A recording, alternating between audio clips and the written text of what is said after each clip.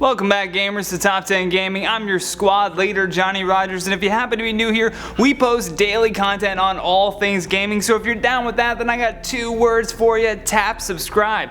Plus, leave us a comment down below with which video game creepypastas are your absolute favorite. Now while you ponder that, let's jump into today's solo video of Borderlands creepypastas you've never heard of, titled The Lost DLC.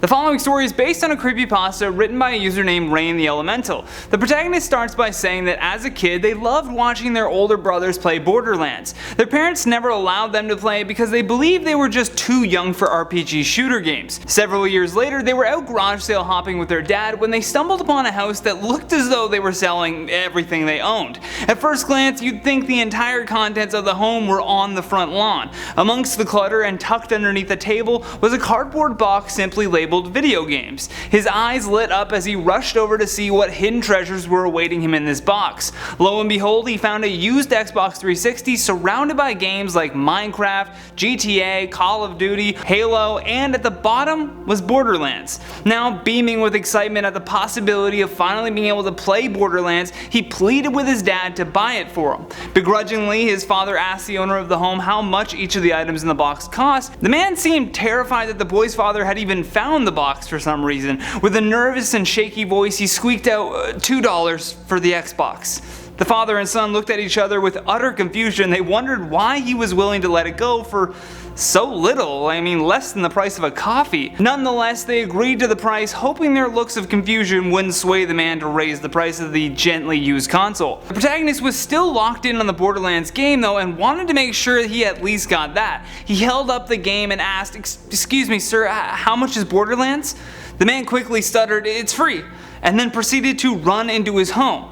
Chalking up this odd behavior to some kind of social anxiety, he gleefully held onto the game as him and his father hopped back into their truck. The moment they got home, it was already around 5 or 6 p.m, so he ran upstairs to his room and hooked up his new Xbox. When the console booted up, there was already some avatars saved. He expected this to happen, but what he didn't see coming was the odd choices for their names. Each saved avatar had the letters RIP right before their name. Ignoring this, he popped in Borderlands, and the game started like any other. The developer logos loaded up fine, and everything seemed to be working as he remembered it. When deciding which character he wanted to play the game with, he was presented with 4 choices and decided on playing as Lilith. One of his older brothers actually watched him play for a little bit and gave pointers along the way. Although, when they came across a certain signpost in the game, even his Borderlands experienced brother was kind of confused by it. He swore that in the 3 playthroughs that he's done with the game that he's never seen that sign before. Taking a closer look at the sign, it consisted of the Borderlands and Vault symbol with the words, "The Vault is the key."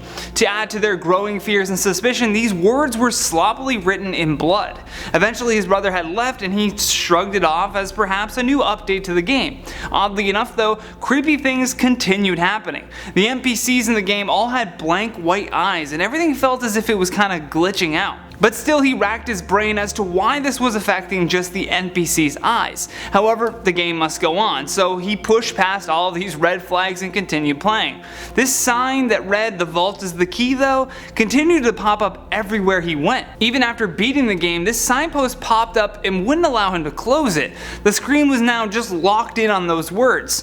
None of this made any sense, and because of it, they couldn't move their player, so they thought the next best option was to just reload the game. While the protagonist is waiting, he notices that the clock says 3 a.m. Man, I stayed up late playing this game, he thought to himself. Suddenly he started to feel as if someone was watching him. Looking around his room though, everything was normal. The blinds were closed, the lights were off, and the door was shut. So if someone was lurking over his shoulder, he would have at least heard them come in. The sound of the Xbox starting up blared through his speakers, causing him to redirect his attention back to the TV. Something was wrong though. His gamertag had changed. It now started with the words "Ready to play." How did this happen? How could it have happened? When Borderlands reloaded, he was at the new use station menu. All of this seemed strange, and as he scrolled down the list of DLC places to teleport to, there was one that he certainly didn't recognize. It was called Fear Forest, except the word fear was in all caps. Perhaps someone had deleted it off of the wiki page, or it was never updated. Regardless, his curiosity was piqued at the potential of exploring an area other than the wasteland. When teleporting to this Fear Forest though, he could immediately tell that something was not right. Those angelic colors that occur when teleporting had more of a hell-like tone to them, and as his character Lilith appeared, he was looking at her from a third-person view. This was a huge warning that something unique was happening to this game. You never got a third-person view of your character. When looking around, the sky was a dark red, the ground was a sloshy mix of red, mud, and water with decaying trees taking up the backdrop. That wasn't the only thing that was fear-inducing though. The way Lilith looked at him was especially nerve-wracking. She appeared to be scared, like really scared, but didn't have any way to communicate this other than fearful facial expressions. Even the usual comic book style feel to the graphics was stripped away, and it now seemed more realistic than ever before. The other characters appeared, except with a more crude look to them as well.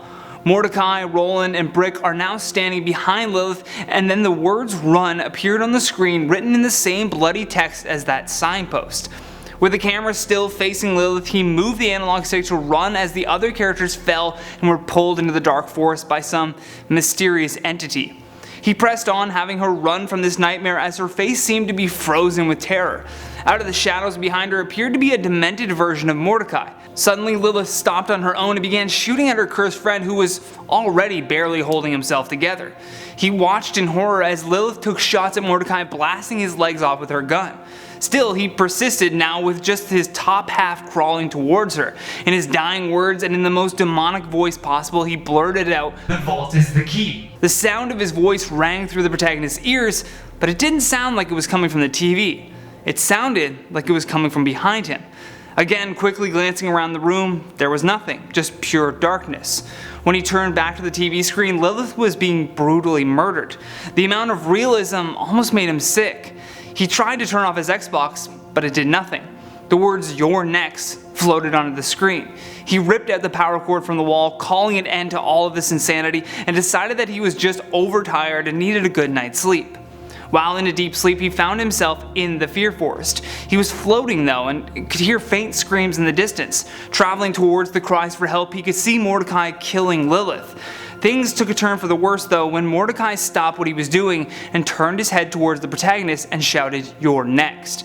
He then began to feel a sharp pain in his chest. He was frozen in place as the demented version of Mordecai walked towards him. Just before he could reach the gamer though, he woke up from this nightmare. The pain in his chest was still there, and when he went into the bathroom to investigate, the center of his shirt was soaked in blood. He was shocked to see the words, "The vault is the key to fear," carved into his chest, along with the vault symbol. He knew that he had to get rid of this Xbox and most importantly get rid of Borderlands. The following day, the man that had sold them the Xbox was all over the news. He had been found brutally murdered in a forest with the words, "You're next," carved into his chest. And that has been today's solo video of Borderlands creepypastas you've never heard of, titled The Lost DLC. Thank you so much for watching. If you enjoyed this video, show us some love by tapping that like and subscribe button. Plus, leave us a comment down below with your thoughts on this story. And for more videos like this one, all you gotta do is click that playlist on the screen. From Top 10 Gaming, I'm Johnny Rogers. Until next time, take care.